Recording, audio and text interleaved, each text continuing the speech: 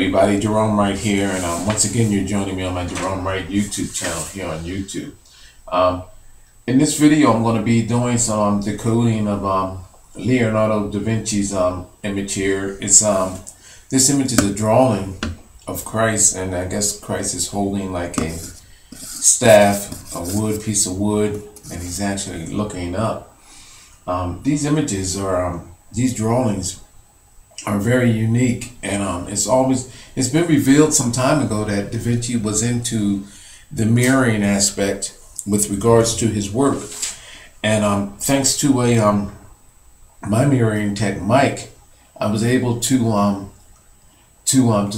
discover, make some amazing discoveries with regards to Da Vinci's work.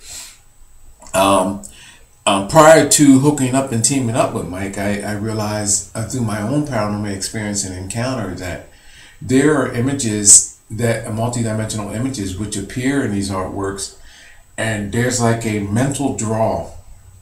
You're drawn into these images because there's this mechanism in your eyes and in your mind, your instinctive awareness, that draws you to this. And you become mesmerized by it because your own natural instincts is saying, what is to this image that is drawing me there? What is there? There is this mechanism in your body that automatically, where it causes you to try to look at this for what it really is. And my ability through my paranormal experience and encounter surpassed that point that we get stuck at in the moment of awe over these images. And dimensionally, I was able to go through and go past that barrier that we have, which I claim is put in place by ancient rooted religion and ancient rooted royalty, which causes for us to fear images like this and the entity altogether of Christ, and this barrier of religion. And not just that, the laws of physics and everything else, which is actually governed by those two bodies, ancient rooted religion and ancient rooted royalty. And these barriers became unblocked in my mind. And I was able to look past drawings of Christ and actually start to find that there was almost like a hidden genetic grail that describes how Caucasians, which this is describing, is how Caucasians came from the likenesses of their African, their Asian, and the European counterparts. And this is what this is all describing, a genetic grail of how mankind been genetically bridged from one civilization of people unto becoming the next. If you think about it, you have to agree with me that the tale, or the biblical moments of Adam and Eve only occurred, according to the Bible, some 2,000 some odd plus years ago. But yet science has it that mankind is much older than that, which has later been proved. But again, I like to state that they're both right. Science is right and religion is right, because if you look at the detail in Adam and Eve is only discussing that of Caucasians being created. They are talking about the Caucasian groups of people, or civilizations of people, which have been created just 2,000 years ago, if you think about it. Now, if you look at all of our ancestors from Africa, through Asia, through Egypt, through Asia, through all of these, you'll notice that Caucasians seem to be the uniquely set of people that look brand new. Almost if you go out and look, I'm talking about with the look that they have, with the skin, with the eyes, with their hair. It's like a rejuvenation of creation when you look at our Caucasian counterparts.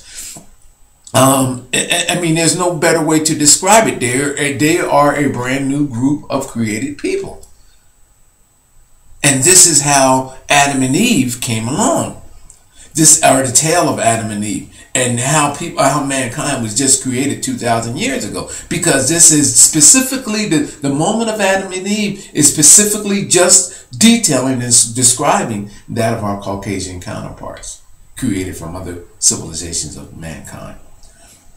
Now, this image, Leonardo da Vinci, when mirrored, it produces some very interesting images.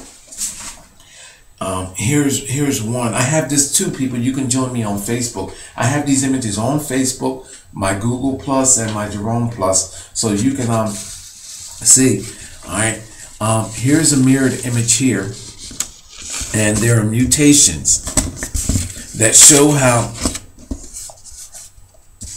the Christ went under a transformation with animal genes and with mankind genes. You can see here there's a mutation in the face, here in the stomach area, and I believe that this one has the African, well, I have the other one with the African, what you call them on there, but down here I have highlighted a Popo figure in the robe. This will be his beard, this will be his head area, face. And do I have that marked as a tiara probably? Oh yeah, crown or tiara right here. And these little guys, these little wizard guys, you know what I mean? If you think about it, all of this is throughout ancient history, and here it is showing up in a mirrored image of that of Christ. Now, notice how the staff comes, when you mirror the image, it becomes out on both sides, and you have like a king on the throne. Okay, but if you look in close, let me bring you in closer here. You can see these pictures clear on my. This is coming from the view cam, so I'm sure you're not getting a pretty good detail. But I'm going to show you on this one here. I can bring this one in closer. But if you notice here that at the head now, notice that this is all African, or either African or witch doctor garb, wardrobe that is covering the head of Christ here. Okay, he's covenanted in those genes. Then if you come down here around his waist, down here, you notice that this is a like a Roman vest or soldier's breastplate, and then over here comes the shoulder plates for that outfit. Okay, and then down here, which my mirror man said also looks like a vagina, and I agree.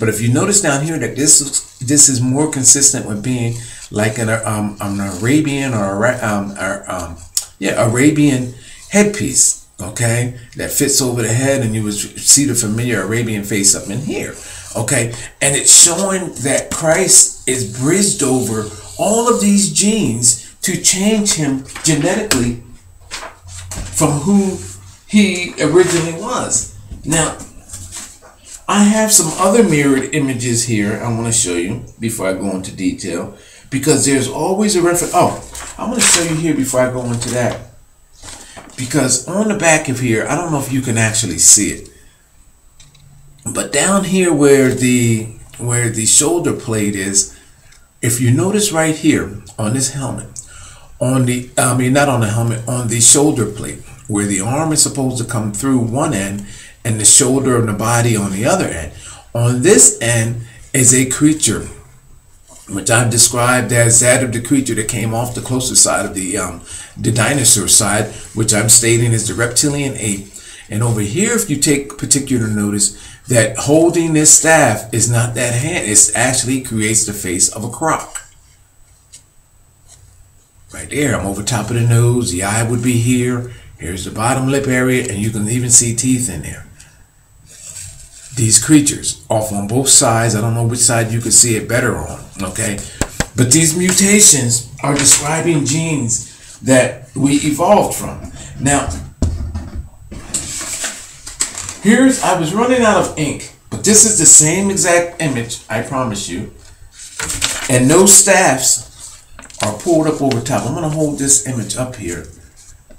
Let me put this image here. I might probably have to put more writing too. We're at 9 minutes here. Okay. Notice how the face of a cat is created. Those staffs are up here now through the mirroring. They're off on each side. There's the cat's nose, there's the center mouthpiece of the cat, here's the bottom lip area, and I put in an eye right there. I'm going to put in one eye, but to give you an idea of what's going on in here would be the other eye socket here. Now people, the cat is an ancient representation. You see the cat in ancient Egypt. That's where I guess it first appears, there with the Great Sphinx. So the representation of the cat is not no household cat as we know it, but it's the evolutionary passage of the cat that's being described. And the cat, along with the ancient roots of our ancient dinosaur, or the bird, are always depicted in these inscriptions because it shows a genetic grail of where mankind truly came from.